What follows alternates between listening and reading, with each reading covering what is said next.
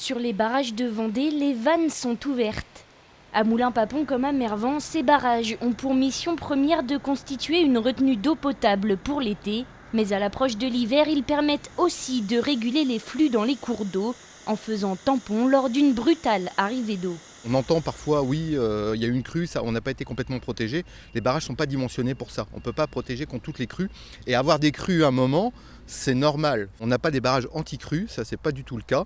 Par contre, on a des barrages qui essayent de réguler. On a ouvert un peu plus pour créer ce creux, parce que on est entre épisodes.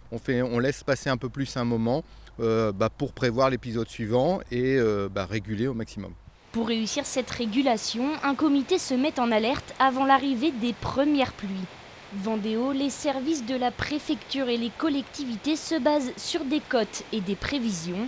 Ils évaluent les risques de crue et peuvent ainsi définir où et comment ouvrir les vannes. C'est pour ça que nous avons besoin des services de Météo France pour être prévenus le plus en amont possible. On va avoir une problématique de X quantité d'eau qui va arriver, donc il nous faut déjà commencer à relâcher plus d'eau qu'on en relâche pour pouvoir accepter cette onde de pluie qui arrive. C'est tout un groupe de travail qui, à partir du moment où on sent arriver les crues, se met en marche. Avec Kiaran et Domingos, c'est ce processus qui avait été enclenché.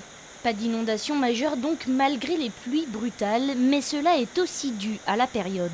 On n'a pas eu de soucis parce que nous sortions d'une période de sécheresse. Donc si vous voulez, ces 270, 250, 300 mm qui sont tombés sur le département, selon la zone géographique où on se trouve, sont arrivés sur des sols secs, des sols qui avaient besoin d'eau. Donc les premiers 100 mm ne sont pas arrivés dans nos cours d'eau quasiment.